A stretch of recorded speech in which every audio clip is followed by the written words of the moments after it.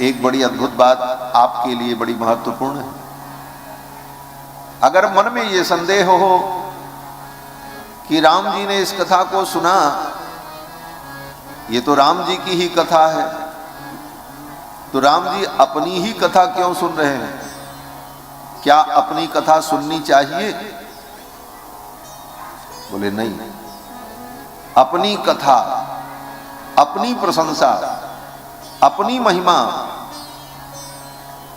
जो व्यक्ति सुनता है वो उत्तम कोटि का व्यक्ति नहीं माना जाता। आत्म प्रशंसा, आत्मश्लाघा, आत्मवर्णन, आत्म महिमा श्रवण ये निषिद्ध है। फिर मर्यादा पुरुषोत्तम राम जी ने अपनी ही कथा क्यों सुनी? तो महर्षि वाल्मीकि इसका उत्तर देते हैं, जान लो ये रामायण जो है ये राम कथा नहीं है। राम कथा होती तो राम जी क्यों सुनते? राम जी क्या इतनी मर्यादा को नहीं जानते? बोले राम जी मर्यादा पुरुषोत्तम हैं और राम जी इस कथा को श्रवण करते हैं, और इसलिए राम जी श्रवण करते हैं कि ये रामायण राम जी का चरित्र नहीं है। आप कहोगे महाराज जी आप क्या कह रहे हैं? आज तक दुनिया में लाखों वर्षों से हम यही सुनते आए कि रामायण राम जी का चरित्र है। बोले हाँ जी आप सुनते चले आए, बहुत अच्छा सुना, लेकिन आज जो मैं कह रहा हूं वो भी आप सुन लो, ये रामायण राम जी का चरित्र नहीं है। बोले तब किसका चरित्र है? तो महर्षि वाल्मीकि कहते हैं कि कृत्स्नम रामायणम काव्यम सीतायाश्चरितम महत, ये श्री जानकी जी का महान चरित्र है, ये किशोरी जी का चरित्र है। मिथिला वासियों को ये बात जरूर जाननी चाहिए, ये रामायण महाकाव्य सीता जी का महान चरित्र है। वाल्मीकि जी कहते हैं सीतायाश्चरितम महत, ये सीता का महान चरित्र है। इसीलिए सीता जी के चरित्र को राम जी स्वयं बैठ करके सुनते। सारी दुनिया राम जी का चरित्र सुनती है और राम जी बोले राम जी किशोरी जी का चरित्र सुन रहे हैं। इसीलिए राम जी इसके श्रोता बने और स्वयं राम जी श्रोता बन करके सुनते हैं। सीतायाश्चरितम महत, ये सीता जी का महान चरित्र। तो आप कहोगे जब सीता जी का महान चरित्र है तो इसमें राम जी की चर्चा क्यों आती? अब राम जी की चर्चा इसलिए आती है कि राम जी हमारी किशोरी जी के आगे पीछे डोलते रहते हैं, उनके दुल्हा हैं, तो अब उनको कहाँ छोड़ दें हम लोग? भाई उनका भी तो वर्णन करना ही पड़ेगा, प्रसंग आएगा तो उनकी भी चर्चा करनी ही पड़ेगी, लेकिन प्रधानता किशोरी जी के चरित्र की। ये रामायण सीता जी का महान चरित्र है, सीतायाश्चरितम महत्। इसलिए रघुनाथ जी श्रद्धा पूर्वक बैठकर इस चरित्र को सुनते थे। जगत जननी के चरित्र को स्वयं राम जी सुनते। राम जी ने, आप कहोगे कि फिर जब सीता जी का चरित्र है तो इसका नाम रामायण क्यों रखा? इसका नाम सीतायन रख देते। महर्षि वाल्मीकि ने ये लिखा, नामकरण भी उन्हीं को करना था, नामकरण कर देते सीतायन, क्या दिक्कत है? जब ये सीता जी का चरित्र है तो इसका नाम सीतायन होता, रामायण क्यों हुआ? बोले रामायण इसलिए लिखा, रामायण का अर्थ होता है दो शब्दों को मिलकर के रामायण शब्द बना है, राम और अयन। राम का मतलब आप समझ रहे हैं, राम माने रघुनाथ जी, और अयन माने घर। तो राम प्लस अयन दोनों मिल गया तो क्या हो गया? बोले रामायण। अब वो व्याकरण के नियम से ना कोड़ा हो जाता है, रामायण ऐसा उच्चारण किया जाता है। तो अर्थ हुआ रामस्य अयनम रामायणम, जो राम जी का अयन है, राम जी का घर है। सीता जी के महान चरित्र में ही राम जी रहते हैं, सीता जी के महान चरित्र में ही राम की प्रतिष्ठा है। और सीता जी के महान चरित्र में राम विद्यमान है, और ये सीता जी का महान चरित्र ही राम जी का घर है। और राम जी को अगर ढूंढना है तो हम कहां जाएं? कहते किसी को भी ढूंढना है तो आप कहां जाओगे? बोले उसके घर ही तो जाओगे। आप किसी से मिलना चाहते हो तो उसका पता कैसे लगाओगे? बोले पहले उसके घर का पता लगे, वो कहां रहता है। उसका घर का पता चल गया तो उसका भी पता चल जाएगा। उसी प्रकार राम जी का घर कहां है पहले ये पता लगाओ।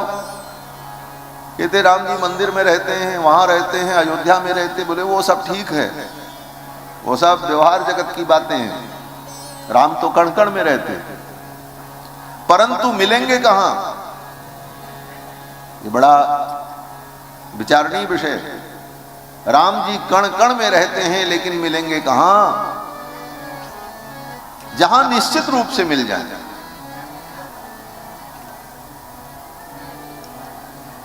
तो बोले महाराज राम जी का जो घर है ना वहीं चलो।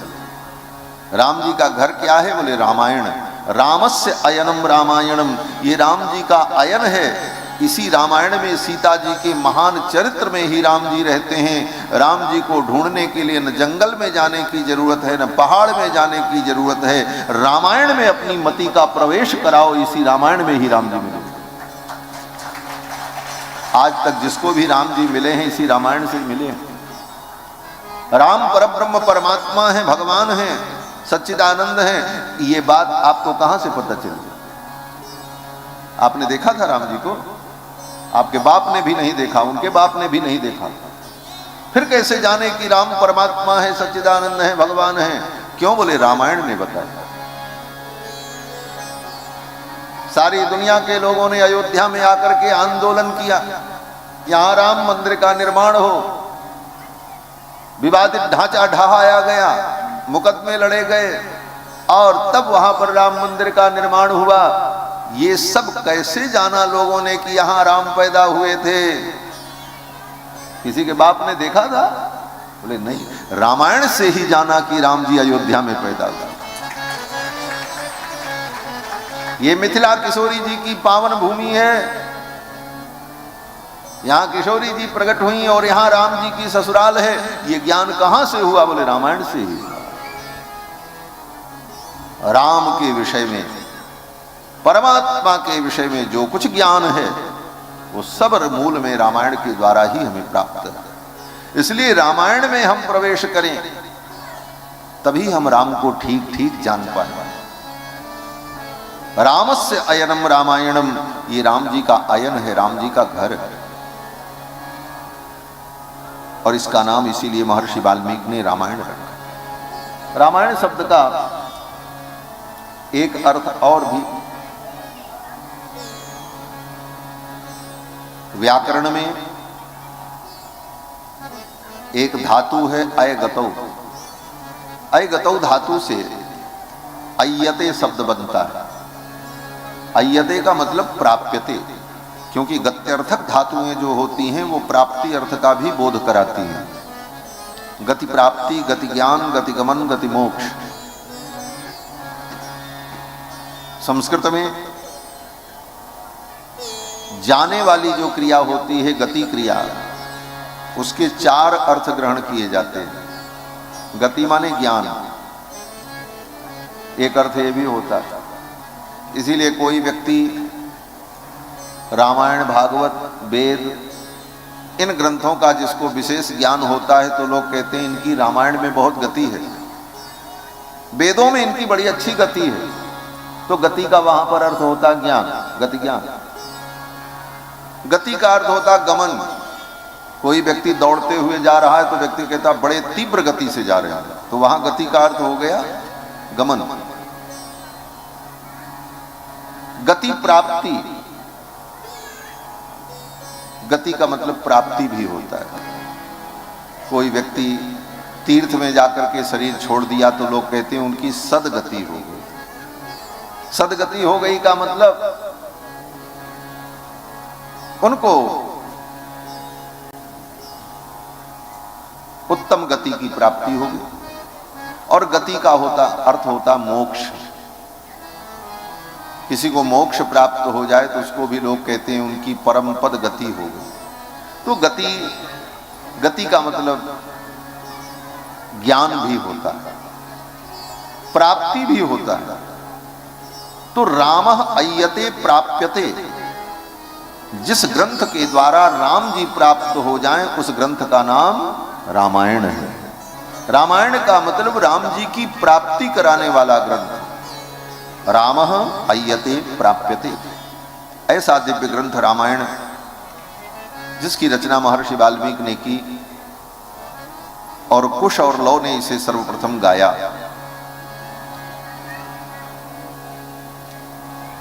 ये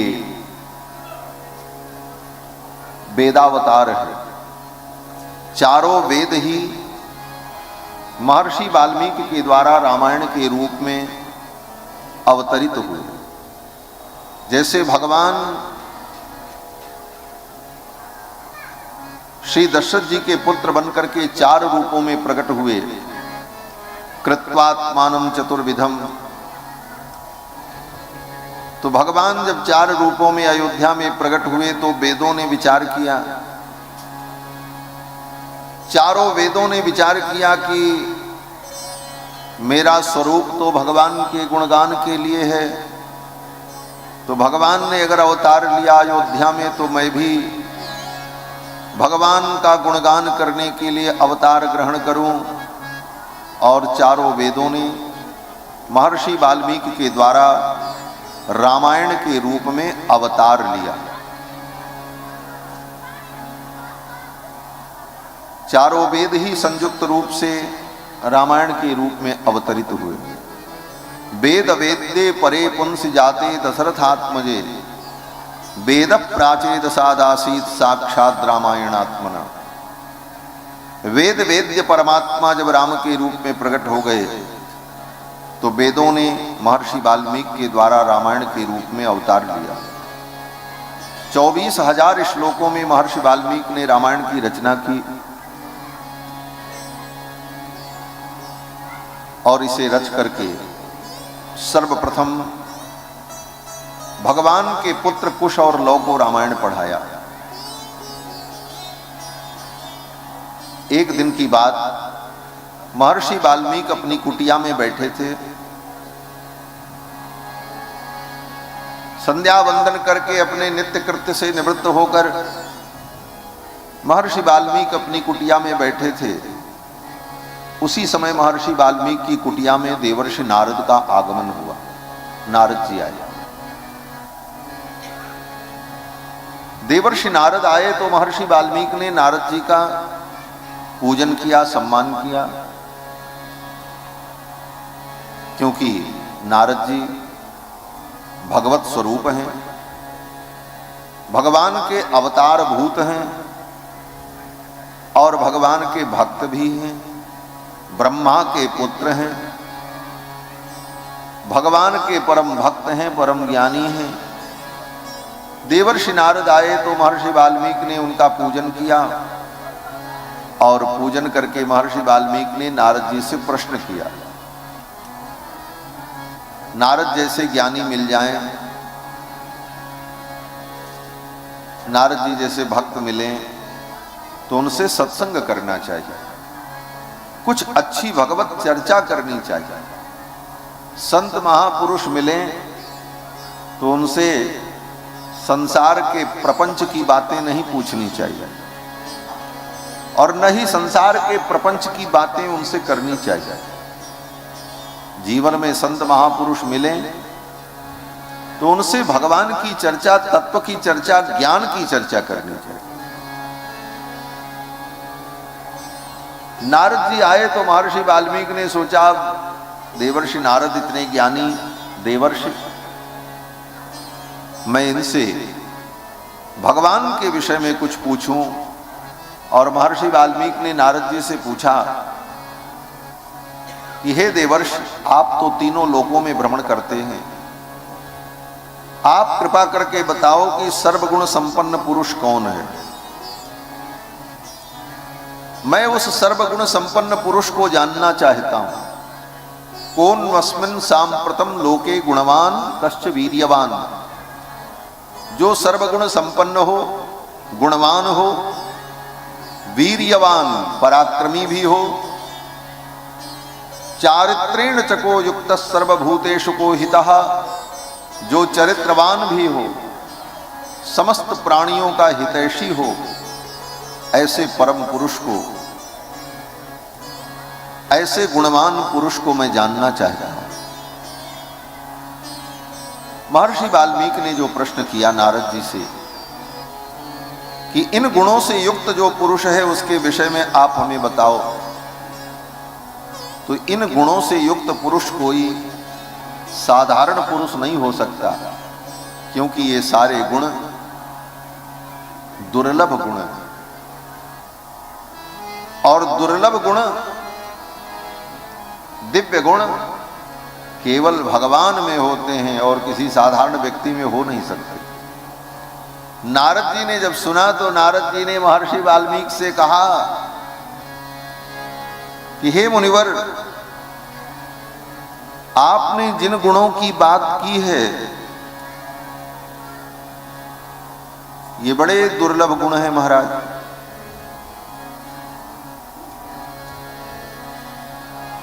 बहवो दुर्लभाश्चैव ये त्वया कीर्तिता गुणा। नारद जी कहते हैं, हे वाल्मीकि, तुमने जिन गुणों के विषय में पूछा है ये बड़े दुर्लभ गुण हैं। ये किसी साधारण व्यक्ति में, मनुष्य में, किसी जीवात्मा में तो ये संभव ही नहीं। बहवो दुर्लभाश्चैव ये त्वया कीर्तिता गुणाः मुने बक्षाम्यहं बुद्ध्वा तैर्युक्त श्रूयताम नरः। नारद जी ने कहा, इन गुणों से युक्त जो पुरुष हैं उन पुरुष के विषय में मैं तुम्हें बताता हूं, और सावधान होकर के श्रवण कर। और फिर नारद जी ने महर्षि वाल्मीकि को संक्षिप्त राम कथा सुनाई। नारद जी ने कहा, हे मुनिवर, जिन गुणों के विषय में आपने पूछा है, इन गुणों से संपन्न पुरुष अगर कोई हैं तो वो श्री राम है। महर्षि वाल्मीकि ने कहा, कौन श्री राम? जो हमारे पड़ोस में मोहल्ले में रहते हैं। क्यों? बोले श्री राम तो नाम किसी का भी हो सकता। आपके गांव में, आपके आसपास में 10, 20, 50 लोग ऐसे मिल सकते हैं जिनका भी नाम श्री राम हो, और आज से नहीं, अनादिकाल से। महर्षि वाल्मीकि ने कहा, कौन श्री राम? तो नारद जी कहते हैं कि इक्ष्वाकु वंश प्रभवो, जो इक्ष्वाकु के वंश में उत्पन्न हुए हैं उन राम की मैं बात कर रहा हूं। इक्ष्वाकु वंश प्रभवः,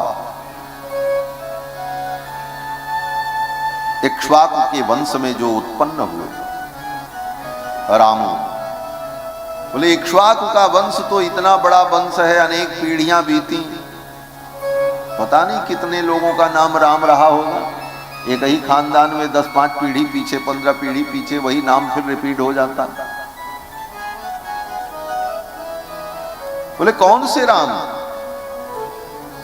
तो नारद जी कहते हैं, रामो नाम जनैः श्रुतः, जिन राम का नाम जन जन की जिह्वा पर रहता है। जो राम इक्ष्वाकु के वंश में उत्पन्न हुए, सर्वगुण संपन्न मर्यादा पुरुषोत्तम, जो दशरथ नंदन हैं और जो वर्तमान में अयोध्या के सिंहासन पर बैठकर प्रजा का पालन कर रहे हैं, वो श्री राम। और वे श्री राम इन सारे गुणों से युक्त है। दशरथ नंदन राम वस्तुतः महर्षि वाल्मीकि ने भगवान के विषय में प्रश्न किया, परम तत्व सर्वगुण संपन्न कौन है? तो देवर्षि नारद ने यही बताया कि दशरथ नंदन जो राम हैं वही परम तत्व सर्वगुण संपन्न भगवान है। एक चर्चा समाज में होती रहती, आज भी होती है, कि भगवान निर्गुण निराकार है। भगवान निर्गुण निराकार है। अक्सर लोग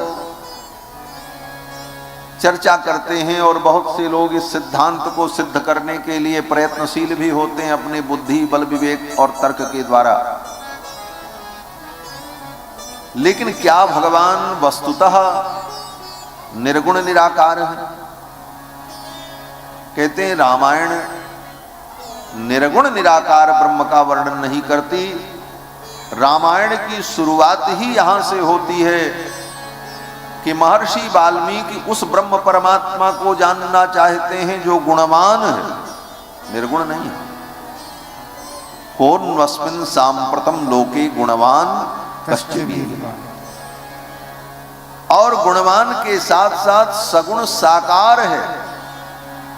नारायण नराकृति है, नर के समान, मनुष्य के समान उनकी आकृति है। यद्यपि वो मनुष्य नहीं है लेकिन दिखते मनुष्य जैसे। माया मनुष्यम हरिम, जो माया मनुष्य, माया मनुष्य का मतलब वस्तुतः वो मनुष्य नहीं है, दिखते मनुष्य जैसे हैं। हाँ, जैसे मनुष्य चलता है ऐसे चलते हैं, बैठते हैं, कपड़ा भी पहनते हैं, खाते हैं, पीते हैं, विश्राम करते हैं। दुख सुख का अवसर आए तो हंसना रोना भी उनके जीवन में दिखाई पड़ता है। गतिविधि सब कुछ मनुष्य के समान है लेकिन मनुष्य नहीं। बोले तब कैसे मनुष्य है?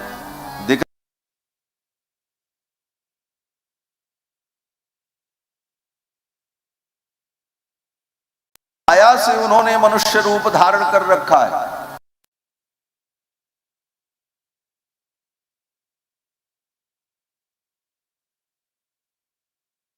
साकार तत्व की चर्चा महर्षि वाल्मीकि ने नारद जी से पूछी और नारद जी ने वर्णन करते हुए कहा कि वे सगुण ब्रह्म परमात्मा सच्चिदानंद साकार रूप में दशरथ जी के पुत्र हैं जिनका नाम श्री राम। इसके बाद भी समाज में एक अपवाद चलता रहा। क्या अपवाद? बोले हाँ ठीक है, राम परमात्मा है, राम को भगवान सब लोगों ने कहा है, लेकिन कौन से राम भगवान हैं? एक नया प्रश्न खड़ा किया समाज में। धूर्तों ने, दुष्टों ने, अज्ञानियों ने, विधर्मियों ने, नास्तिकों ने, जो भी उनके लिए शब्द कहा जाए कम है। भगवान शंकर ने तो ऐसे लोगों के लिए अनेक शब्द का प्रयोग किया। मानस रामायण में आप पढ़ लेना। कुछ लोग ये धारा चलाने लगे ज्ञान की कि जिन राम का वर्णन वेदों में, रामायण में, पुराण में है, वो राम दशरथ जी के बेटा राम नहीं है। वो राम तो अलख निरंजन है। वो कण कण में व्याप्त अलख निरंजन है। वो राम न खाते हैं न पीते हैं, न वो राम चलते हैं न बैठते हैं, न वो राम किसी के बेटा बनते हैं न किसी के बाप बनते हैं। वो अलख निरंजन राम हैं। वो परब्रह्म परमात्मा हैं। जो दशरथ जी के पुत्र राम हैं वो तो राजकुमार थे। इस तरह की एक अज्ञान पूर्ण विचारधारा समाज में चल पड़ी और इस विचारधारा के कारण बहुत से लोग रामायण से और राम जी के चरित्र से दूर होने लगे और एक भ्रम की स्थिति पैदा हुई। इस भ्रम का भी निराकरण में यहां पर देवर्षि नारद ने किया। वाल्मीकि जी ने कहा उस परम तत्व को, गुणवान सर्वगुण संपन्न परम पुरुष को मैं जानना चाहता हूं। तो नारद जी ने जब वर्णन किया तो नारद जी ने यही कहा, वे भगवान सर्वगुण संपन्न श्री राम हैं। और वो श्री राम कौन है? बोले जो इक्ष्वाकु के खानदान में वंश में पैदा हुए, दशरथ जी के पुत्र हैं, कौशल्यानंदन हैं, वही राम है। राम कोई दूसरे और नहीं है। और यही गोस्वामी तुलसीदास जी ने, गोस्वामी जी महाराज भी जिस काल में गोस्वामी तुलसीदास जी ने श्रीमद् रामचरितमानस की रचना की, उस काल में ये विचारधारा बड़ी तीव्र गति से बढ़ रही थी कि राम जो परम तत्व है वो तो अलख निरंजन है। गांव के साधारण लोग, गंवार लोग भी ज्ञानी बनने का अभिनय करते हुए प्रश्न करते थे, एक राम दशरथ का बेटा, एक राम घट घट में लेटा, एक राम का जगत पसारा, और कौन है इसमें राम तुम्हारा। ऐसे मनमुखी तुकबंदियों के द्वारा प्रेमी और भक्तों के बीच में लोग अपने ज्ञान से, ज्ञान नहीं कहेंगे, अज्ञान से भ्रम उत्पन्न करने लगे। साधारण व्यक्ति दिग्भ्रमित होने लगा, मैं किस राम को भजूं, ये तो ऐसा कह रहे हैं, ये तो ऐसा कह रहे हैं। ऐसी स्थिति जब उत्पन्न हुई, उस काल में श्री गोस्वामी पाद कहते हैं, भगवान शंकर भगवती पार्वती के संवाद से ये कथा जब आगे बढ़ी तो पार्वती के मुख से कहलवाया। पार्वती जी ने पूछा, वो राम कौन है? भगवान शंकर ने कहा, परब्रह्म परमात्मा सच्चिदानंद राम अलग हैं और दशरथ नंदन राम अलग हैं। ऐसा कहने वाले व्यक्ति अज्ञानी है। बिनु पग चलई सुनई बिनु काना, कर बिनु कर्म करहि विधि नाना, आनन रहित सकल रस भोगी, बिनु वाणी वक्ता बड़ जोगी। जो सबके अंदर विद्यमान होकर के सकल रस का भोगता है, वे परमात्मा भगवान ही, जिनका वर्णन वेदों ने इस प्रकार से किया, जेहि इमि गावहि वेद बुध। इस प्रकार से वेदों ने जिनका गान किया, जेहि इमि गावहि वेद बुध, जाहि धरहि मुनि ध्यान। बड़े बड़े मुनि जिनका ध्यान करते हैं, सोई दशरथ सुत भगत हित कौशलपति भगवान। वही दशरथ जी के पुत्र हैं। दशरथ जी के पुत्र कोई अलग नहीं है। वेद जिनका वर्णन करते हैं, बुद्धिमान ज्ञानी जिनका ध्यान करते हैं, योगी जिनमें रमण करते हैं, वो राम कौन है? बोले वही दशरथ नंदन राम है। जेहि इमि गावहि वेद बुध, जाहि धरहि मुनि ध्यान। सोई दशरथ सुत भगत हित कौशलपति भगवान। वही कौशलपति भगवान श्री राम। और यही सिद्धांत देवर्षि नारद भी कह रहे हैं। देवर्षि नारद कहते हैं, वाल्मीकि सर्वगुण संपन्न, परम चरित्रवान, धर्मज्ञ जो परमात्मा है, वे परमात्मा इक्ष्वाकु कोई कुल में राम के रूप में उत्पन्न हुए। इक्ष्वाकु वंश प्रभवो रामो नाम जनैः श्रुतः। और उन राम ने वेद की संपूर्ण मर्यादाओं का पालन किया। राम जी स्वयं अपने धर्म की रक्षा करते हैं और अपने आश्रितों के धर्म की भी रक्षा करते हैं। रक्षक स्वस्य धर्मस्य स्वजनस्य च रक्षिता। जो रक्षिता स्वस्य धर्मस्य स्वजनस्य च रक्षिता, भगवान अपने भी धर्म की रक्षा करते हैं और अपने स्वजनों के धर्म की भी रक्षा करते हैं। और वे राम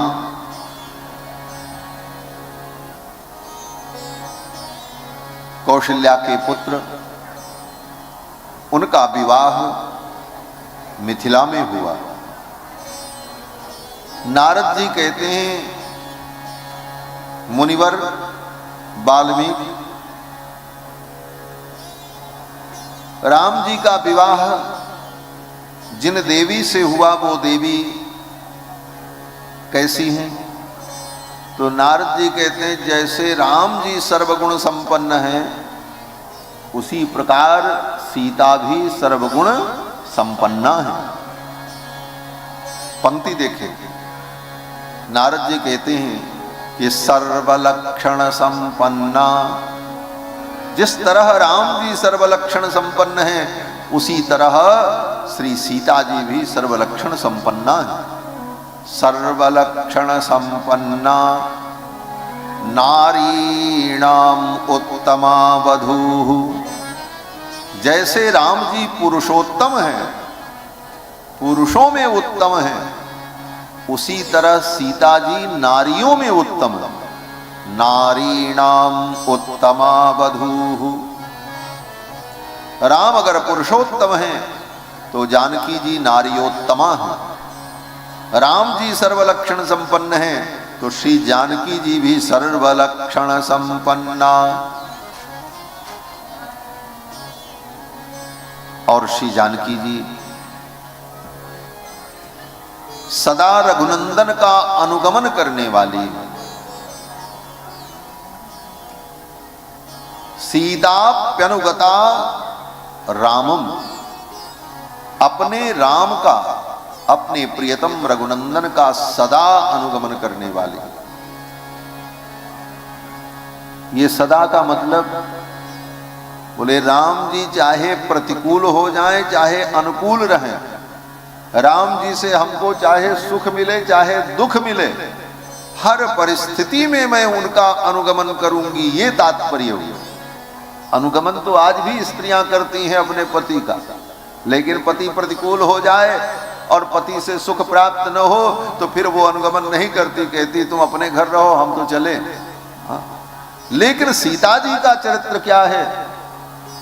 बोले भगवान के साथ रहकर सर्वविध उनका अनुगमन करती हैं। यहां तक कि भगवान ने लोकापवाद के लिए राजधर्म का पालन करते हुए लक्ष्मण को बुला करके कहा सीता को ले जाओ, वाल्मीकि महर्षि के आश्रम में छोड़ दो, ये जहां जाना चाहें जा सकती हैं। ऐसी स्थिति में भी सीता जी ने भगवान रघुनंदन का अनुगमन नहीं त्यागा। रघुनंदन के प्रति सीता जी के मन में कोई दुर्बुद्धि, कोई पाप नहीं आया और अपने प्रभु श्री राम का स्मरण करती हुई उनकी आज्ञा को शिरोधार्य करके सीता जी महर्षि वाल्मीकि के आश्रम में चली गई। सीताप्यनुगता रामम, किस प्रकार से?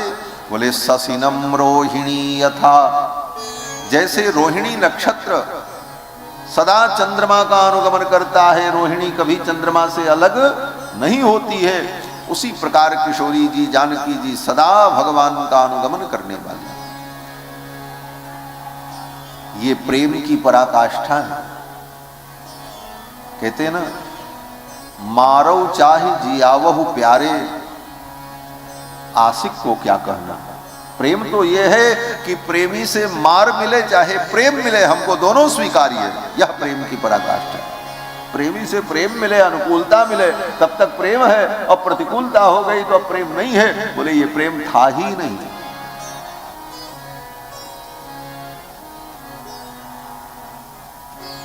अशेखरो असुंदर सुंदर शेखरो वा गुणैर्विहीनो गुणिनांबरो वा। श्री राधा रानी कहती हैं श्याम सुंदर के प्रति, असुंदर सुंदर शेखरो वा गुणैर्विहीनो गुणिनांबरो वा। मेरे कृष्ण चाहे सुंदर हो चाहे असुंदर हो, वो सुंदर है इसलिए हम उनसे प्रेम करते हैं, ये कोई मानक नहीं है। वो त्रिभुवन कमनीय कोटि कोटि कंदर्प दर्प दलन पटियान है, इसलिए हम उनसे प्रेम करते हैं। कहते नहीं, वो परम कुरूप भी हो फिर भी हम उनसे प्रेम करते हैं। असुंदर सुंदर शेखरो वा गुणैर्विहीनो गुणिनांबरो वा। वो चाहे गुण से युक्त हो चाहे गुण से हीन हो, गुणैर्विहीनो गुणिनांबरो वा। द्वेषी मयि सात करुणाम्बुधिर्वा। बस इसी पंक्ति की व्याख्या यहां है। द्वेषी मयि स्यात् करुणाम्बुधिर्वा। श्री जी कहती हैं वो चाहे हमसे द्वेष करें चाहे हम पर करुणा करें, हम तो उनसे प्रेम ही करें। यह समर्पण जो है, इसीलिए सीता जी ने, अब इन तत्वों को जो नहीं जाने वो आजकल के लोग रामायण पर भी आक्षेप करते हैं, राम ने अन्याय किया, सीता का त्याग कर दिया, ये किया वो किया। ये धूर्त तहरे गहरे नत्थु खैरे दुनिया के लोग जिन्होंने रामायण को कभी पढ़ा नहीं, वो भी राम के चरित्र पर प्रश्न करने चलते। बोले राम जी ने अन्याय कर दिया, तुम बड़ा न्याय करने आए हो, तुमको न्याय की परिभाषा मालूम है। राम ने अन्याय कर दिया। राम जी ने जिन सीता का त्याग किया उन सीता ने तो कभी नहीं कहा राम जी को बुरा भला, कहीं कहा हो तुमको बता? सीता जी ने कभी राम जी को बुरा भला नहीं कहा, उनके पुत्रों ने कभी राम जी को भरा बुरा नहीं कहा लव कुश ने कि आपने मेरी मां के साथ कैसा व्यवहार किया। उस काल के समाज के किसी व्यक्ति ने नहीं कहा। क्यों? बोले लोग राम के चरित्र से परिचित थे, राम का लक्ष्य क्या है, राम का उद्देश्य क्या था, राम की इस लीला में रहस्य क्या था। और तुम्हारे जैसे अरे गहरे नत्थु खैरे जिसको रामायण की एक पंक्ति नहीं मालूम, मंच पर माइक लेकर नेता बनते हो, राम के चरित्र पर प्रश्न खड़ा करते हो, राम ने ये अन्याय किया, रामायण से ये पंक्ति निकाल दो, रामायण से ये चीज हटा दी जाए। तुम्हारे बाप की रामायण है, तुम्हारे निकालने से निकाल दी जाएगी, तुम्हारे बाप ने बनाया था। बंधुओं, रामायण है तो आज इस धरती पर मानवता है। राम का चरित्र न होता तो मानवता नष्ट हो जाती। आज सारी दुनिया में देख लो, सारी दुनिया में दानव की संख्या बढ़ रही है। क्यों? बोले रामायण नहीं सुन रहे हैं इसलिए दानव हो रहे हैं। और रामायण भारत में सुनी जाती है, गाई जाती है, इसलिए आज भी भारत में मानवता है। और अन्य देशों में जाकर के देखो, दानव भी लज्जित हो जाएंगे उनके चरित्र से। अपने सुख के लिए किसी को मार डालना, किसी को खा जाना। अरे महाराज, आजकल तो सोशल मीडिया पर देखो तो देख करके दिमाग खराब हो जाता, किसको पावे खा जाए महाराज। कुत्ता बिल्ली गधा सब खा रहे हैं, कुछ भी कर रहे हैं, ये दानवता ही तो। लेकिन भारतवर्ष में आज भी व्यक्ति सच्चरित्र जीवन जी रहा है, आहार विहार विचार व्यवहार को समझ रहा है। क्यों? बोले हमारे यहाँ पीढ़ियों से रामायण की कथा होती चली आई, हम रामायण को सुनते रहे, रामायण को पढ़ते रहे, इसलिए हम चरित्रवान आज भी हैं। और दुनिया के सर्वश्रेष्ठ मानव में भारत के मानव की गणना की जाती है। दुनिया में सर्वश्रेष्ठ मनुष्य प्रजाति अगर कहीं है तो भारतवर्ष में। और मनुष्य भारतवर्ष में ही हैं, हाँ ये भी जान लो। क्यों? बोले मनुष्य कहते किसको? बोले जो मनु की संतान हो उसको मनुष्य कहते हैं। और मनु तो भारतवर्ष में हुए, और हम मनु की संतान हैं इसलिए हम मनुष्य हैं। और विश्व में सर्वश्रेष्ठ मनुष्यों का चरित्र भारतवर्ष के मनुष्यों का चरित्र है। मनुस्मृति पढ़ लेना।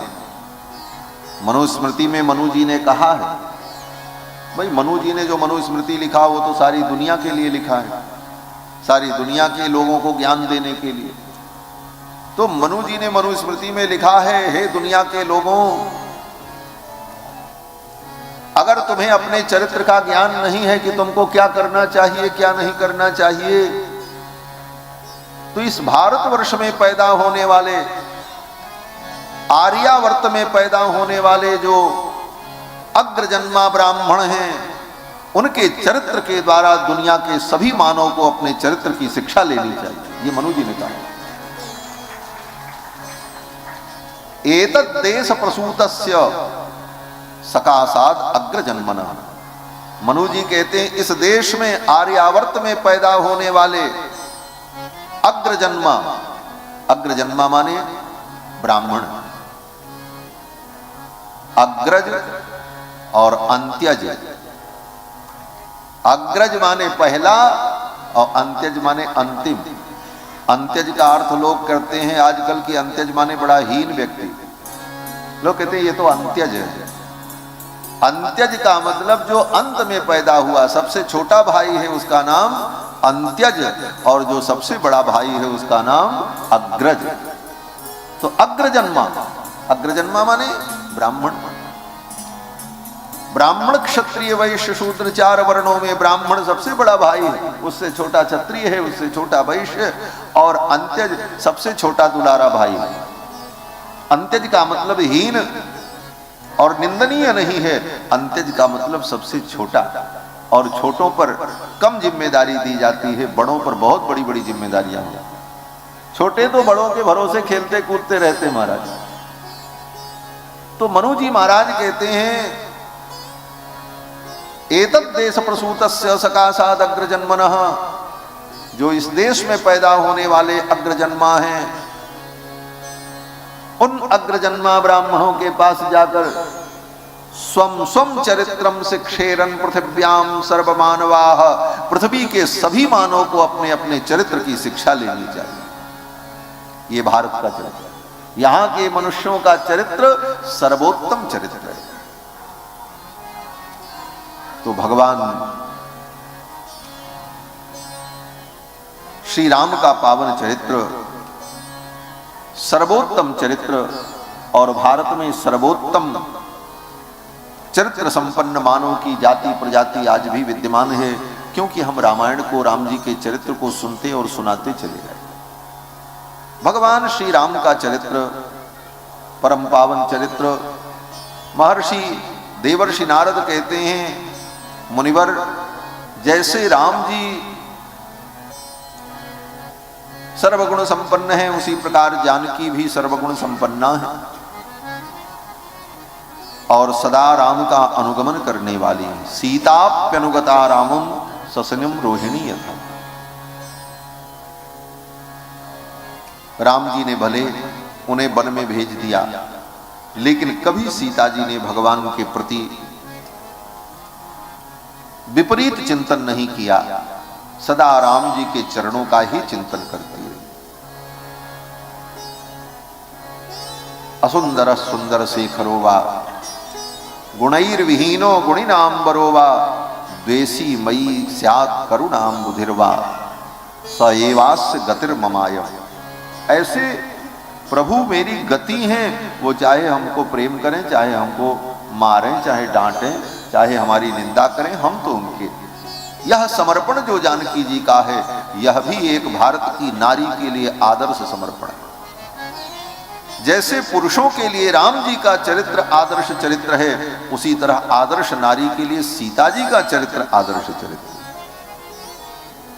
अगर कोई कहे भाई पुरुषों को कैसा आचरण करना चाहिए, बोले राम जी जैसा, तो ये भी तो प्रश्न खड़ा होगा कि फिर नारी को कैसा आचरण करना चाहिए, नारी के लिए कौन सा आदर्श चरित्र है।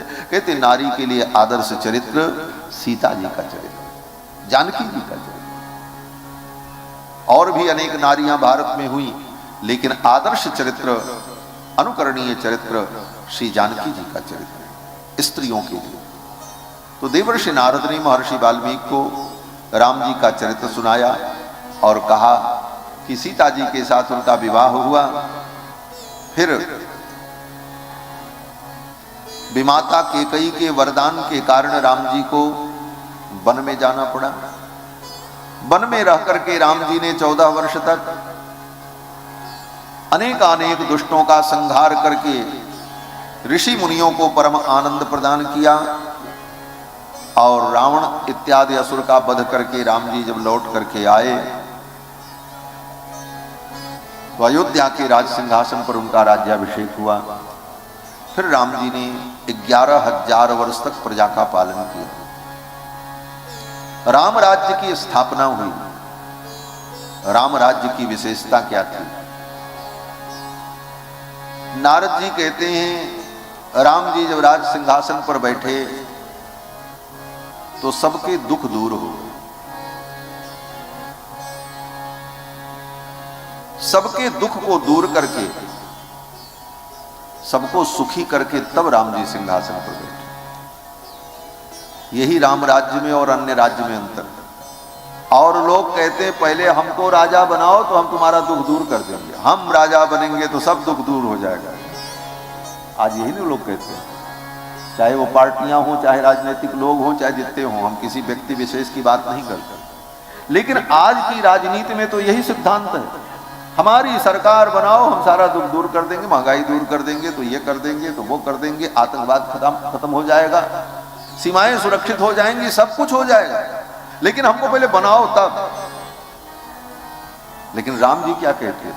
राम जी कहते हैं हम बाद में राजा बनेंगे, पहले सब ठीक कर लेंगे तब हम राजा। राम जी ने संपूर्ण भारत को पहले व्यवस्थित किया। भारत में अयोध्या से चलकर लंका तक जाकर के सारे दुष्टों का संहार किया, ऋषि मुनि महात्माओं को सुख दिया, अनेकानेक लोगों को परम आनंद प्रदान किया, सबके दुख को सुना, अपने मित्रों के गए हुए राज्य को उन्हें वापस दिलाया, सुग्रीव को गद्दी पर बैठाया, विभीषण को गद्दी पर बैठाया। जब संपूर्ण भारतवर्ष सुरक्षित हो गया, सुव्यवस्थित हो गया, तब राम जी ने कहा अब मैं गद्दी पर बैठूंगा। ये राम राज्य की विशेषता, ये राम राज्य का वैशिष्ट्य। राम जी ये नहीं कहते पहले हमको राजा बनाओ तो हम सब ठीक करेंगे। राम जी कहते हम सब पहले ठीक कर दे रहे हैं, इसके बाद अब आपको लगे कि राम को राजा बनाना चाहिए तो हमको बना देना, हम बन जाएंगे। हमको राज्य का कोई लोभ नहीं है, लेकिन अगर हमारी आवश्यकता है तो हम राजा बन जाएंगे। और तब राम जी राजगद्दी पर बैठे। यही राम राज्य में और अन्य राज्य में अंतर है। 9 लाख वर्ष बीत गए, आज तक कोई राम राज्य की स्थापना क्यों न कर पाया? राम राज्य की स्थापना तो राम ही कर सकते हैं, बाकी और किसी के बस की बात नहीं है। राम ही राजा बनेंगे तो राम राज्य होगा, बाकी कोई राम राज्य नहीं ला सकता। हाँ, ये जरूर है, राम जी के चरित्र से अगर आपको प्रेरणा मिलती है, आप राम जी के चरित्र का अनुकरण करते हैं, तो कुछ न कुछ गुण आप में राम जी के आ जाएंगे, और राम जी के बताए मार्ग पर कुछ भी आप चलोगे, कुछ प्रयास करोगे तो कुछ अच्छा होगा। परंतु राम जी जैसा तो राम जी ही कर सकते हैं, दूसरा कोई नहीं कर सकता। 11,000 वर्ष तक राम जी राज सिंहासन पर बैठे, और राम जी के राज सिंहासन पर बैठते ही राम राज्य बैठे त्रैलोका, हर्षित भये गए सब शोका। सबके शोक चले। राम जी के राज्य में कभी किसी पिता को अपने पुत्र के मरने का दुख नहीं हुआ। न पुत्र मरणम केचित् द्रक्ष्यन्ति पुरुषाः क्वचित्। 11,000 वर्ष तक राम जी के राज्य में किसी पिता को अपने पुत्र के मरने का दुख नहीं हुआ कि पिता के सामने बेटा मर जाए और बेटे का अंतिम संस्कार हो और पिता देखे। ये तो दुर्भाग्य ही है कि बाप के सामने बेटा मरे और बेटे के मरण का दुख बाप को, पिता को भोगना पड़े, ये दुर्भाग्य है।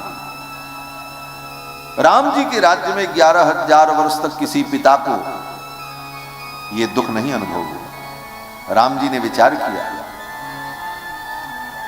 मेरे वियोग में मेरे पिताजी ने अपने प्राणों का त्याग किया, पुत्र के शोक में पिता का मरण हुआ, तो अब मेरे राज्य में कभी किसी पिता को अपने पुत्र का शोक न हो। इसलिए राम जी के राज्य में 11,000 वर्ष तक कभी किसी पिता को अपने पुत्र के मरने का दुख नहीं हुआ। न पुत्र मरणम केचित् द्रक्ष्यन्ति पुरुषाः क्वचित्। समझने में दिक्कत नहीं होगी, वाल्मीकि जी की पंक्तियां बड़ी सरल हैं। शाब्दिक दृष्टि से वाल्मीकि जी की पंक्ति बहुत सरल है। लोग कहते हैं महाराज संस्कृत में है, कैसे समझ में आएगा?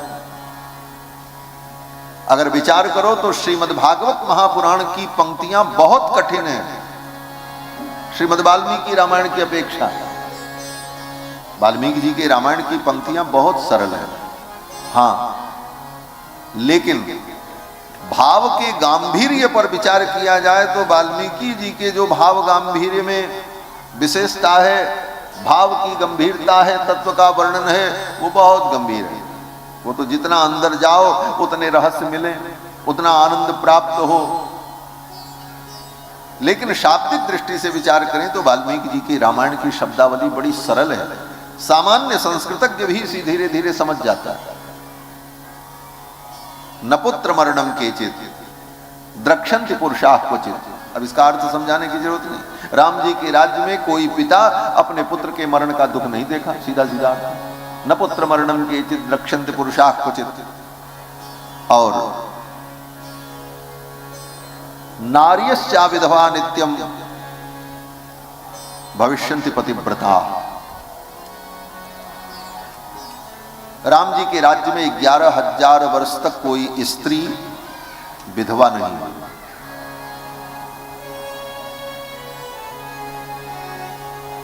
राम जी ने विचार किया, मेरे राज्य के पहले मेरी माताएं विधवा हुई, मेरे पिताजी चले गए, तीनों माताएं वैधव्य को प्राप्त हुई, लेकिन अब मेरे राज्य में किसी स्त्री का सुहाग न छिनने पाए, क्योंकि स्त्री का सबसे बड़ा सुख उसका सुहाग होता है। राम जी के राज्य में 11,000 वर्ष तक कोई स्त्री कभी विधवा नहीं हुई। नार्यश्च अविधवा नित्यम, अविधवा। और क्यों? अब उसका कारण भी वही बता रहे हैं। नार्यश्चा विधवा नित्यम भविष्यन्ति पतिव्रता। और राम जी के राज्य में सभी स्त्रियां पतिव्रता पतिपरायणा होकर रहती। धर्म का ऐसा प्रभाव था कि उस धर्म के प्रभाव से सब पातिव्रत धर्म में निष्ठ होकर परम सुख को प्राप्त करते। आगे कहते राम जी के राज्य में कभी किसी के घर में आग नहीं लगी, राम जी के राज्य में कभी बाढ़ नहीं आई, राम जी के राज्य में कभी तूफान नहीं आया, राम जी के राज्य में कोई प्राकृतिक आपदा नहीं आई कभी, राम जी के राज्य में 11,000 वर्ष तक कभी भूकंप नहीं आया। ये सब आपदा और दुख क्यों आता है? विचार यहां से करना चाहिए।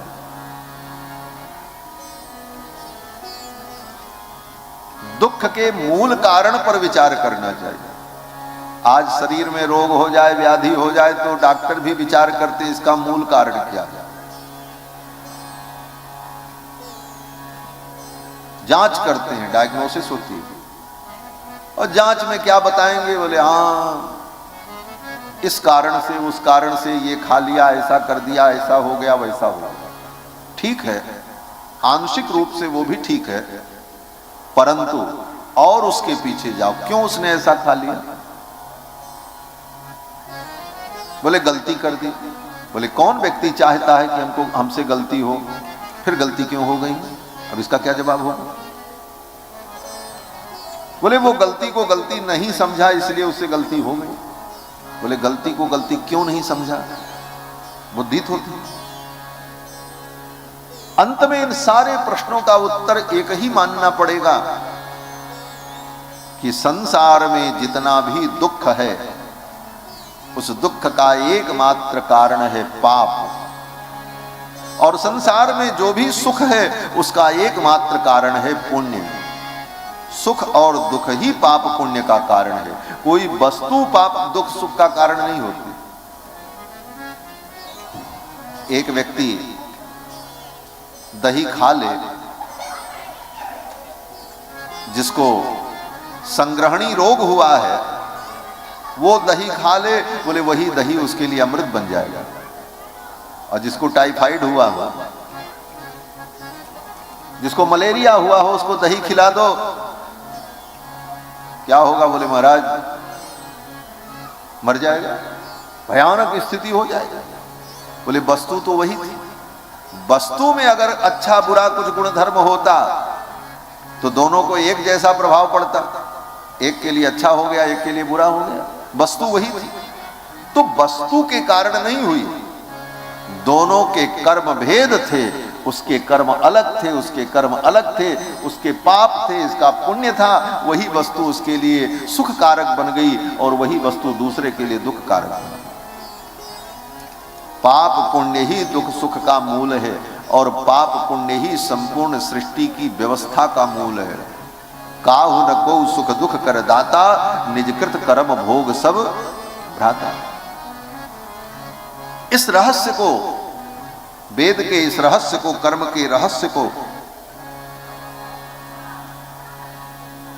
धर्म को जानने वाले धर्मवेत्ता अनुभव करते हैं। भगवान श्री राम ने जाना कि अगर किसी को तुम सुखी करना चाहते हो ये बड़ा सुंदर सूत्र है, अपने जीवन में भी समझो। अगर आप किसी को सुखी करना चाहते हो तो वो सुखी कब होगा? बोले वो अपने जीवन में धर्म का पालन करेगा तो धर्म से उसे सुख मिलेगा। धनात् धर्मः ततः सुखम, शास्त्र कहता है।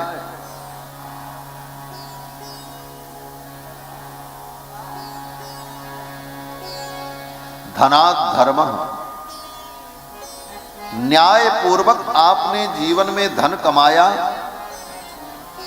और उससे आपने जीवन में धर्म किया तो उसी धर्म से आपको सुख मिलेगा। धन से डायरेक्ट सुख नहीं मिलता। आजकल लोगों की सोच है धन कमा लो सारे सुख खरीद लो। हाँ, चाहे जैसे पाप करके, अधर्म करके, झूठ बोल करके, छल दंभ करके, कपट करके धन कमा लो, फिर धन से दुनिया में सब कर लेंगे, हम सुखी हो जाएंगे। ये सोच पश्चिम की सोच है, धन से सब कुछ हो जाएगा। और हमारे पूरब की, भारत की सोच क्या है, यहाँ के ऋषि मुनियों की सोच क्या है? बोले धर्म पूर्वक धन कमाओ, धन भी अन्याय से, अधर्म से नहीं, धर्म पूर्वक धन कमाओ, फिर उस धन से तुम धर्म करो, फिर वो धर्म तुमको सुखी करेगा। ये सिद्धांत है।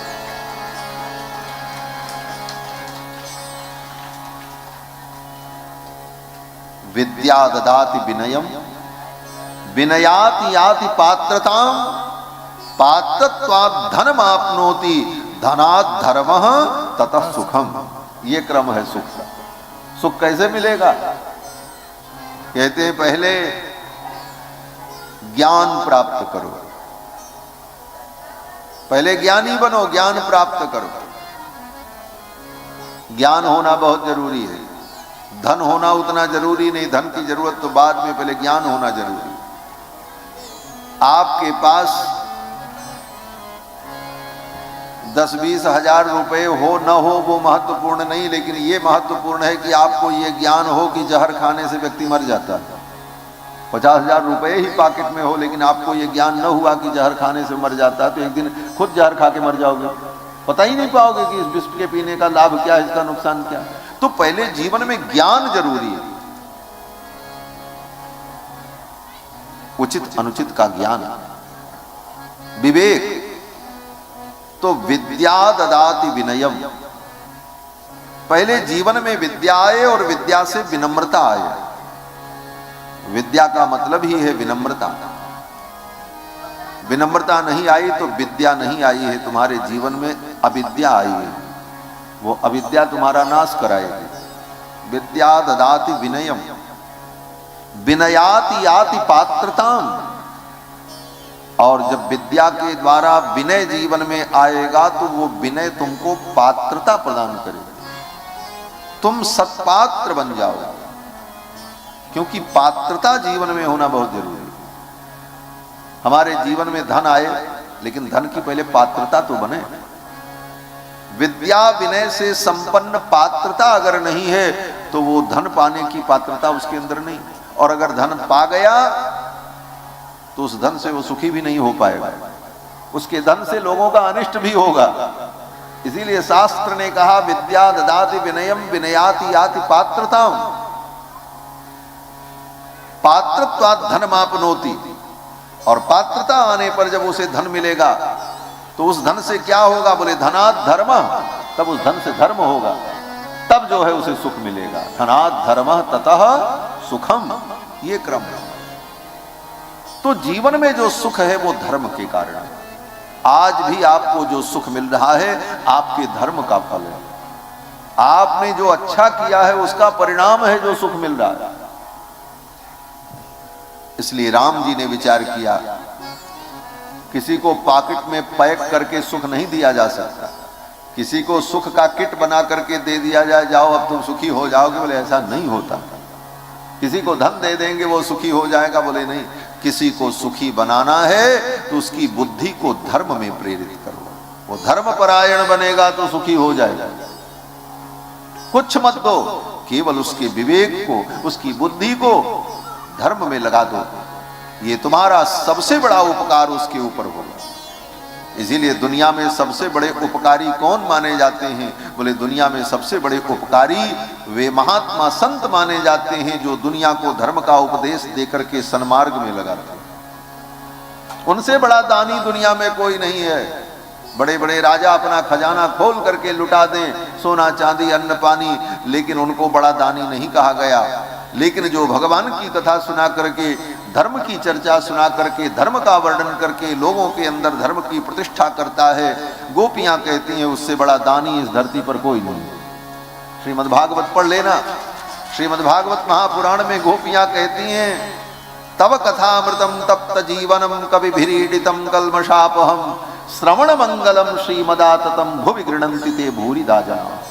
गोपियां कहती हैं, हे गोविंद, भुवि गृह्णन्ति ते भूरिदा जनाः, जो आपकी कथा का दान करते हैं, जो आपके चरित्र को सुना करके समाज की रक्षा करते हैं, लोगों के हृदय में धर्म की प्रतिष्ठापना करते हैं, भूरिदा जनाः, उनसे बड़ा दानी इस धरती पर कोई नहीं। तो लोगों की बुद्धि में धर्म की प्रेरणा भेजना, धर्म की प्रेरणा देना, ये सबसे बड़ी सेवा है समाज। धर्म रहेगा तो सब कुछ रहेगा। धर्म ही इस जगत का सार है। तो राम जी ने यही किया। राम जी के काल में आप पढ़ लो, कहीं ऐसा नहीं लिखा है कि राम जी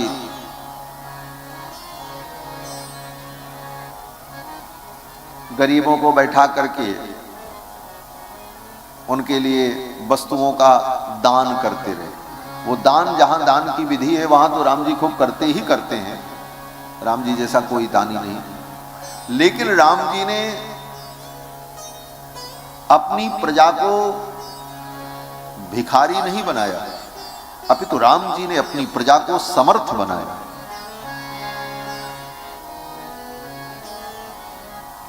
वो कुछ न करे, निकम्मा बन करके बैठा रहे, उसके पेट भरने के लिए दिया जाए, देते रहो। बोले ये तो तुम उसे भिखारी बना रहे हो।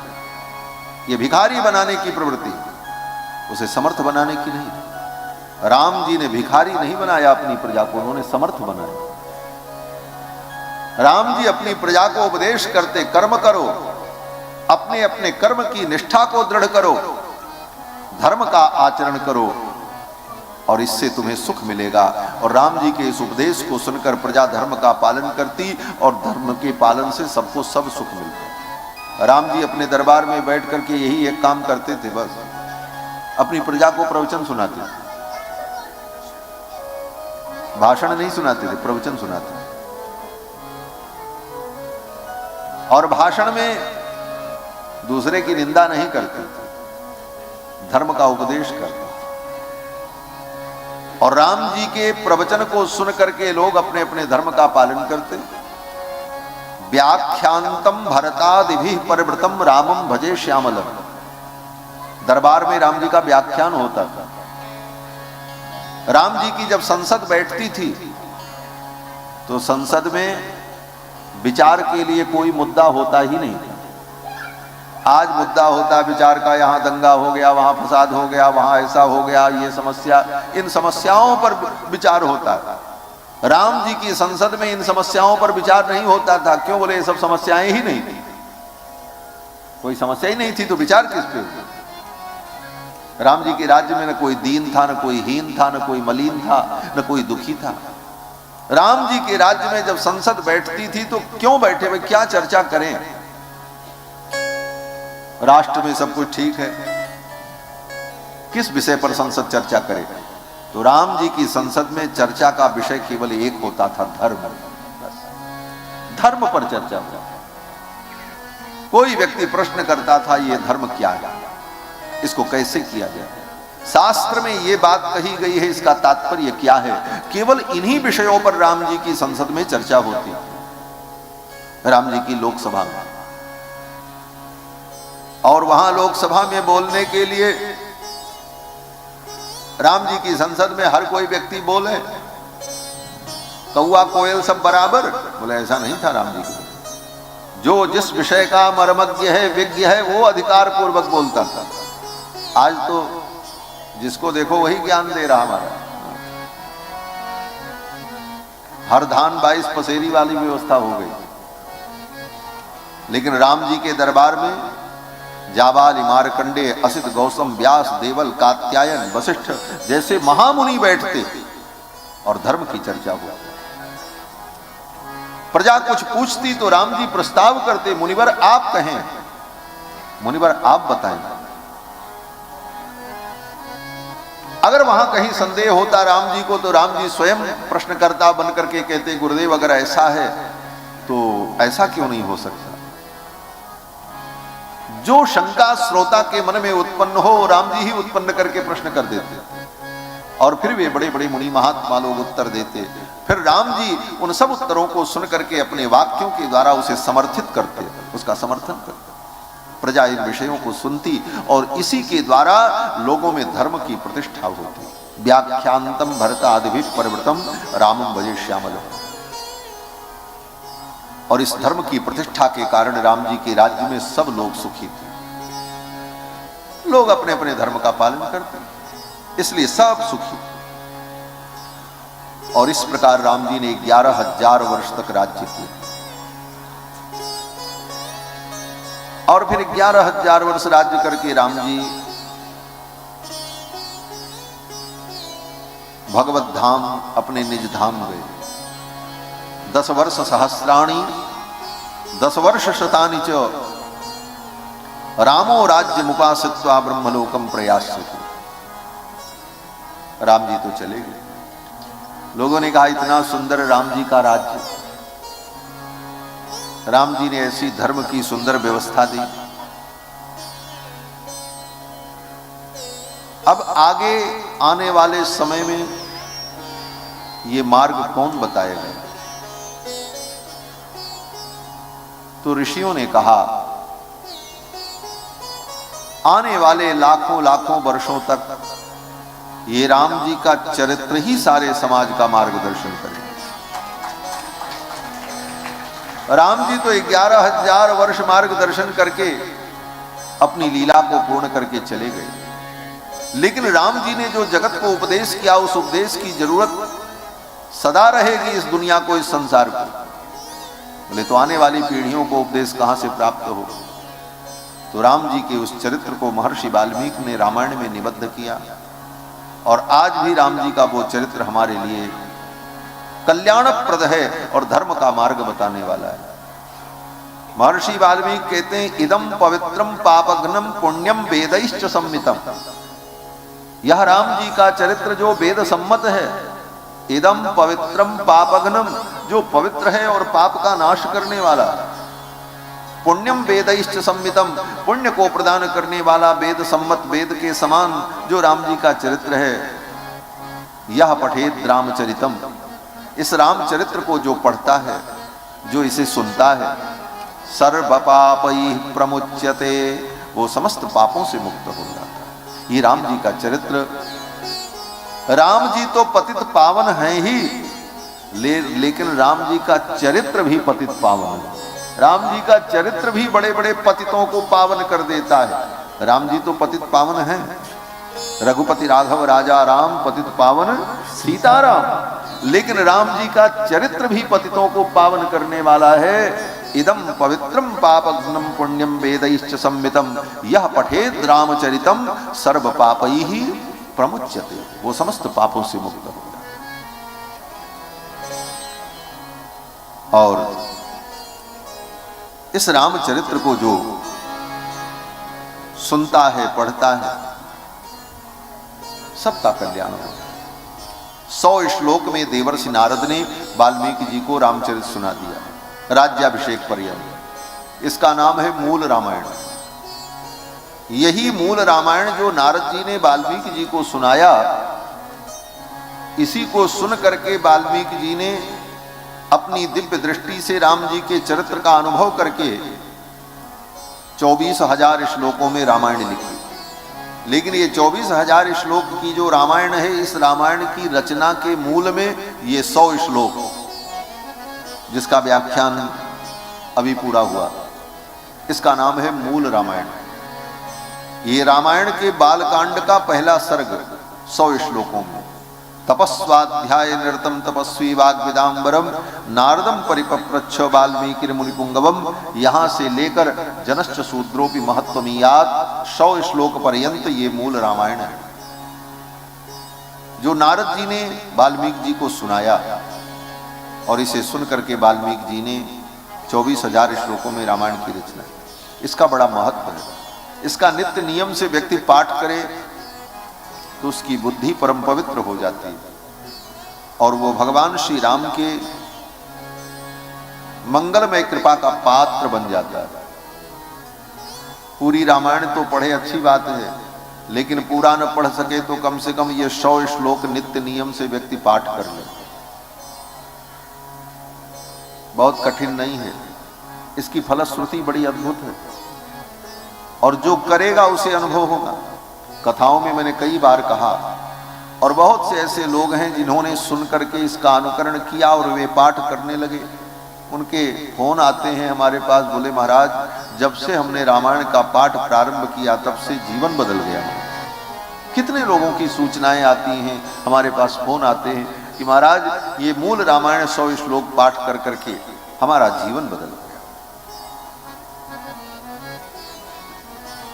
मूल रामायण सभी राम भक्तों को अभ्यास करना चाहिए पाठ करने। बोले महाराज संस्कृत में कैसे अभ्यास होगा?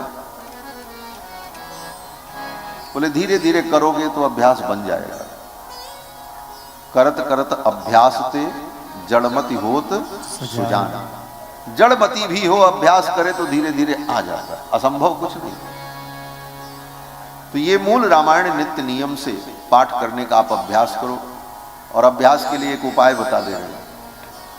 मूल रामायण को जो 100 श्लोक हैं, इसकी पूर्व पीठिका और उत्तर पीठिका के सहित सुंदर सुस्पष्ट शब्दों में और बड़ी ही धीमी गति से इसकी रिकॉर्डिंग करके YouTube पर डाल दिया गया है। अभी 2 महीने पहले मैंने रिकॉर्डिंग करवाई है, मेरी ही ध्वनि में रिकॉर्डिंग करके YouTube पे डाली गई। उसे चला दो, ऑन कर लो और रामायण मूल रामायण की पुस्तक लेकर के सुनते रहो, देखते रहो और उसको सुनते रहो। बस इतने मात्र से 15 से 20 दिन में रामायण के सारे वो श्लोक 100 श्लोक मूल रामायण आपकी बुद्धि में प्रतिष्ठित हो जाए, याद हो जाएगा। उच्चारण में भी कोई दिक्कत नहीं है। तो नित्य नियम से मूल रामायण के पाठ का अभ्यास बनाना चाहिए। 100 श्लोकों में देवर्षि नारद ने वाल्मीकि जी को राम कथा सुनाई और चले गए। नारद जी के चले जाने के बाद महर्षि वाल्मीकि अपने शिष्य भरद्वाज जी के साथ तमसा नदी के तट पर स्नान करने गए। मध्याह्न की वेला थी। नारद जी विदा हुए तो वाल्मीकि जी ने अपने शिष्य भरद्वाज से कहा चलो स्नान करके आते हैं, मध्याह्न संध्या करते हैं। तमसा नदी के तट पे आए, वहां क्रौंच पक्षी विहरण कर रहे थे। एक बहेलिया आया और एक बहेलिये ने, शिकारी ने क्रौंच पक्षी को मार दिया।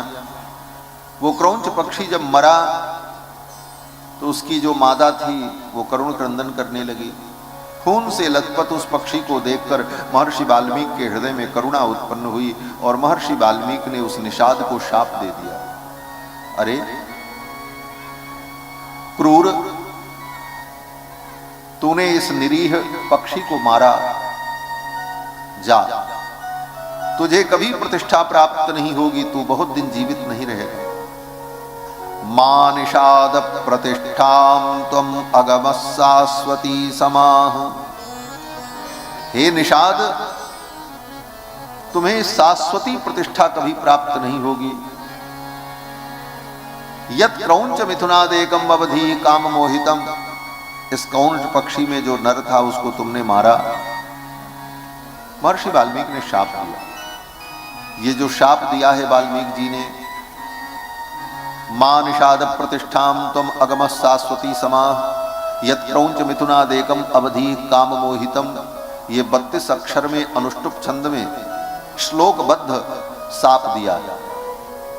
ये विश्व की प्रथम कविता यही है, मां निषाद प्रतिष्ठाम। वाल्मीकि के मुख से प्रथम कविता यही निकली, उस निषाद को शाप देने की, आदि कवि की वाणी में। और इसी पर बड़े बड़े साहित्य के विद्वानों ने चर्चा की है। शोकः श्लोकत्वमागतः, महर्षि वाल्मीकि के हृदय में जो शोक था वह शोक ही श्लोक बन करके निकल आया, वही श्लोक बन गए और वही आदि कवि का वचन प्रथम कविता के रूप में प्रकट हुई। फिर नारद जी हो महर्षि वाल्मीकि अपने शिष्य भरद्वाज के साथ अपनी कुटिया में आए। फिर ब्रह्मा जी का आगमन हुआ। ब्रह्मा जी ने आकर के कहा, मुनिवर, मेरे पुत्र नारद के द्वारा जो तुमने राम कथा सुनी है उसका तुम विस्तार करो। वाल्मीकि जी ने कहा, देवर्षि ने तो हमें 100 श्लोकों में सुनाया है, हम कैसे विस्तार कर पाएंगे।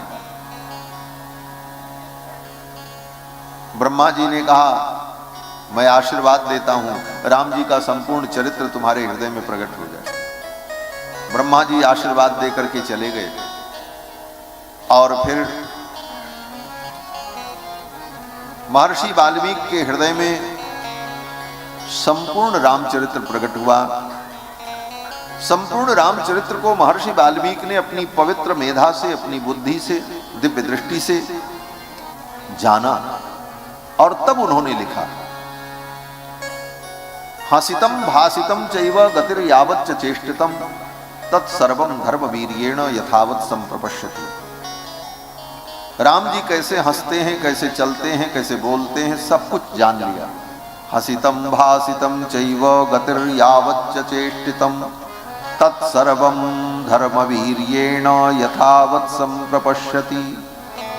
और फिर महर्षि वाल्मीकि ने अपनी परमपूत लेखनी के द्वारा 24,000 श्लोकों में रामायण लिख डाली और लिख करके भगवान के पुत्र कुश और लव को पढ़ाया। उस समय कुश और लव महर्षि वाल्मीकि के आश्रम में ही थे जब रामायण की रचना हुई। सीता जी उन्हीं के आश्रम में रहती थी और वहीं सुंदर 2 पुत्रों को जन्म दिया था। वाल्मीकि जी ने उन्हीं दोनों बालकों को संपूर्ण रामायण पढ़ा दी और फिर कुश और लव ने इस रामायण को महर्षि वाल्मीकि के आश्रम में पहले सुनाया। वाल्मीकि जी ने कहा, यहां गाओ। वहां जब गाया तो बड़े बड़े मुनि महात्मा बैठ करके इस रामायण को सुन करके आनंदित हुए और सब ने सुनने के बाद दोनों कुमारों को खूब आशीर्वाद दिया। वाह, कितनी सुंदर कथा सुनाई। चिर निर्वृत्तमप्येतत् प्रत्यक्षमिव दर्शितम, जो घटना बहुत पहले घटित हो चुकी थी उस घटना का ऐसा वर्णन कर रहे हैं जैसे वो आंखों के सामने घटित हो रही। कथा सुन करके मुनि महात्मा प्रसन्न हुए और सब ने कुश और लव दोनों भाइयों को अनेक वस्तुएं उपहार में दी। क्यों? बोले कथा सुनाने वाले को कुछ न कुछ पत्र पुष्प समर्पण करना चाहिए, ये विधि है। उन महात्माओं ने कुश और लव को समर्पण किया। यहां वर्णन है, किसी व्यक्ति ने, किसी महात्मा ने कुश और लव को बलकल वस्त्र दिया, किसी ने कमंडल दे दिया, किसी ने आसन दिया, किसी ने यज्ञोपवीत दिया, किसी ने मृगचर्म दिया, किसी ने फल ला करके दिया। एक महात्मा तो बड़े विचित्र थे, उनके पास कुछ नहीं था।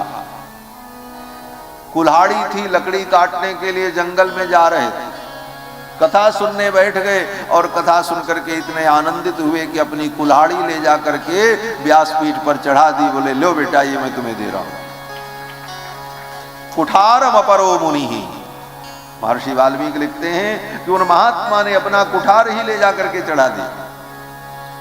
जटा बंधन वन्यस्तु, एक महात्मा थे, उनके पास कुछ नहीं था, बड़े विरक्त महात्मा थे। कथा सुने, क्या चढ़ावें? तो जटा बांधने वाली जो डोरी थी, जिस डोरी से अपनी जटाओं को बांधते थे, क्योंकि तब के जमाने में हेयर बैंड तो होता नहीं था, जटा उटा बांधने के लिए रस्सी उस्सी का उपयोग करना पड़ता था। पतली रस्सी भर करके, वो भी कुश की बनी हुई, मुंज की बनी हुई पतली मुलायम रस्सी का बंधन बनता था, उसी से महात्मा लोग अपनी जटा को बांध करके एकत्रित कर देते थे। तो जटा बंधन मन्यस्तु, किसी महात्मा ने अपना जटा बंधन खोल करके चढ़ा दिया, कहा लो बेटा ये तुम्हारे काम आएगी, तुम्हारे केश बड़े बड़े हैं, बांधने के उपयोग में। जटा बंधन मन्यस्तु काष्ठ रज्जुम मुदान्विता। और कुछ महात्माओं ने काष्ठ रज्जु भेंट किया, किसी ने लकड़ी का पीढ़ा भेंट कर दिया, जिसको जो मिला। सब ने अपनी अपनी श्रद्धा के अनुकूल कुश और लौ को अनेक वस्तुएं प्रदान की। महर्षि वाल्मीकि बड़े प्रसन्न हुए। इन बालकों ने इतनी सुंदर कथा सुनाई। अब इनकी कथा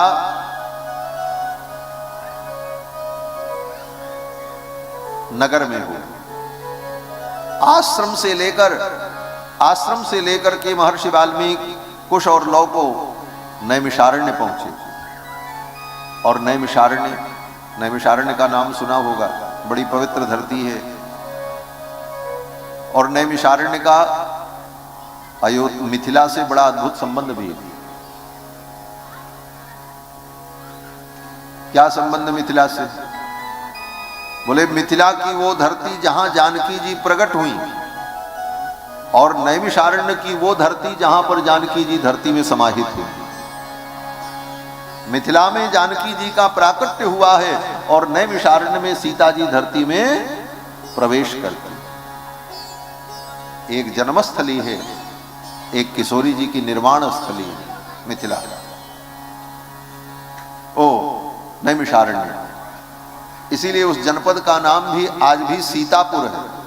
जैसे सीता जी जहां प्रकट हुई उसका नाम सीतामही, उसी तरह वहां जहां सीता जी भूमि में प्रवेश की उसका नाम सीतापुर आज भी जनपद है।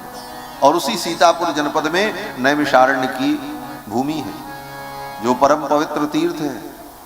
जिस नैमिषारण्य में 88,000 शौनकादि मुनियों को श्री सूत जी महाराज ने समस्त पुराणों की कथा सुनाई। बड़े बड़े ऋषियों की तपस्थली नैमिषारण्य, और सतयुग का तीर्थ है, आज का तीर्थ नहीं। नैमिषारण्य में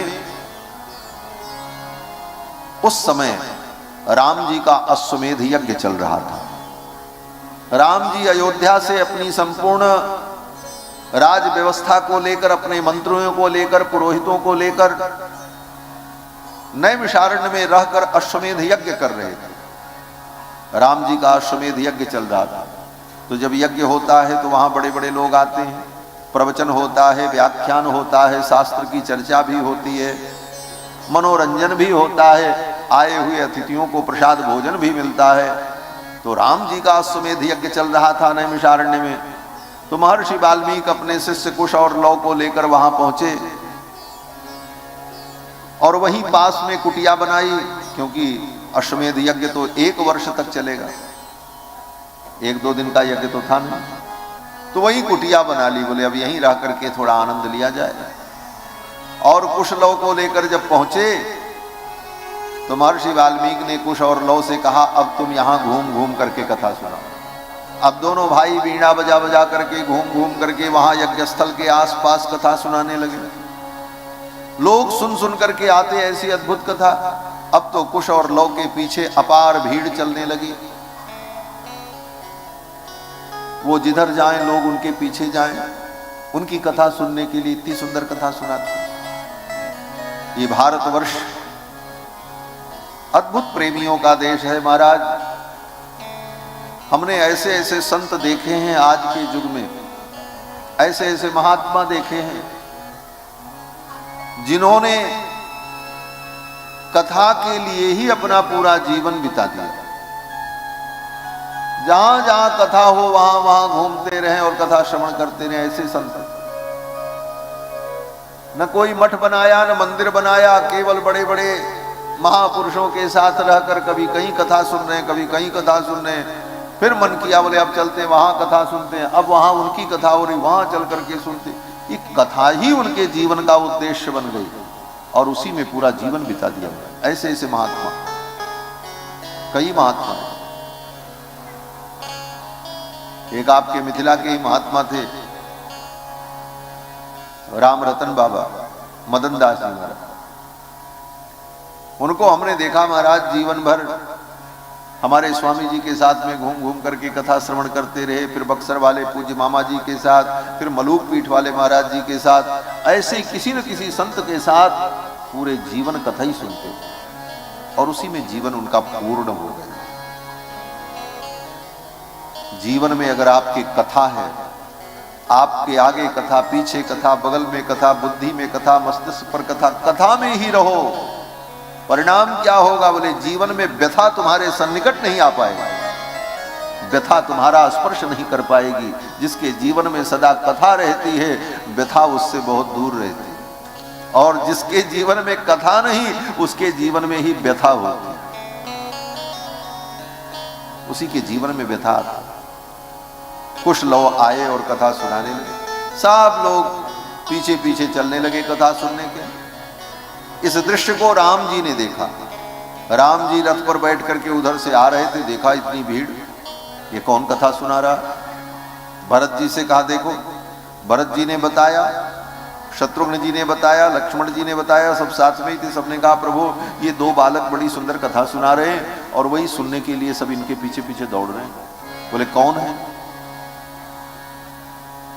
बोले ऋषि कुमार लगते हैं, ऋषियों जैसा वेश है। तो राम जी ने कहा इनको आदर पूर्वक हमारे दरबार में बुलाओ और दरबार में व्यासपीठ बनाई जाए और ये दोनों ब्रह्मचारी हमारे दरबार में कथा सुनाएंगे और मैं भी बैठ करके सुनूंगा। सारी प्रजा के लिए कथा सुनने की व्यवस्था करो। भगवान श्री राम ने जब आदेश किया तो वहीं नैमिषारण्य में यज्ञ स्थल पर ही सुंदर व्यासपीठ का निर्माण हुआ और सभी ऋषि मुनि महात्मा कथा सुनने के लिए बैठे। कुश और लव कथा सुनाने लगे और कुश लव जब कथा सुनाने लगे तो राम जी भी अपना सिंहासन छोड़ करके आकर के साधारण लोगों के बीच में बैठकर इस पावन कथा को श्रवण करते। कुश और लव ने इस गाथा को गाया है नैमिषारण्य की धरती पर और इसकी व्यवस्था स्वयं राम जी ने की। राजा का यह भी कर्तव्य है कि अपने राज्य में समय समय पर प्रवचन और सदुपदेश का भी आयोजन करे। केवल दवा बांटना, भोजन बांटना, अन्न बांटना, कपड़े बांटना, इतने मात्र से प्रजा को आप पूर्ण सुखी नहीं बना सकते। पोषण दो प्रकार का होता है, एक शारीरिक और एक बौद्धिक। शारीरिक पोषण अन्नपान भोजन वस्त्रादि से होता है और बुद्धि का पोषण ज्ञान के द्वारा होता है। तो प्रजा शारीरिक रूप से भी स्वस्थ हो और मानसिक रूप से भी स्वस्थ हो, इसलिए राजा का धर्म है कि प्रजा के लिए समय समय पर ज्ञान का भी उपदेश प्रदान किया जाए। प्रजा के लिए कथा, सत्संग और सद्विचार का अवसर भी प्रजा को प्राप्त हो। राम जी ने कहा भव्य आयोजन किया जाए और राम जी के दरबार में कथा का आयोजन हुआ और कुश और लव दोनों भाई इस कथा का वर्णन करते हैं। तीनों माताएं, मां कौशल्या, कैकेयी, सुमित्रा, उर्मिला, मांडवी, श्रुतकीर्ति, सभी ऋषि मुनि महात्मा सब बैठे और कुश लव ने कथा का शुभारंभ किया। और कथा का शुभारंभ कहां से हुआ? बोले सबसे पहले अयोध्यापुरी का वर्णन करते और फिर अयोध्यापुरी का वर्णन, फिर दशरथ जी का वर्णन, फिर दशरथ जी महाराज पुत्र प्राप्ति के लिए यज्ञ करते हैं इसका वर्णन, फिर राम जी का प्राकट्य, फिर राम जी की बाल लीला, फिर राम जी की विवाह लीला। इसी क्रम से कुश लव ने इस कथा का वर्णन किया है। तो अब कुश और लव इस कथा को आगे बढ़ाएंगे। सर्वप्रथम अयोध्या का वर्णन करेंगे। अयोध्या क्या है, अयोध्या की महिमा क्या है, अयोध्या को ही भगवान ने अपने अवतार की स्थली के रूप में क्यों चुना? धरती इतनी बड़ी थी, कहीं भी राम जी प्रकट हो सकते थे। अयोध्या को ही उन्होंने क्यों चयन किया? राम जी को अयोध्या प्रिय क्यों लगी और अयोध्या की महिमा क्या है, अयोध्या धरती की विशेषता क्या है? इन सब विषयों का वर्णन करते हुए सबसे पहले कुश और लव ने अयोध्या का अद्भुत वर्णन किया है। तो अब ये सब वर्णन हम लोग कल की कथा में श्रवण करेंगे। आज बस इतना ही। अल्पारंभो क्षेम कर।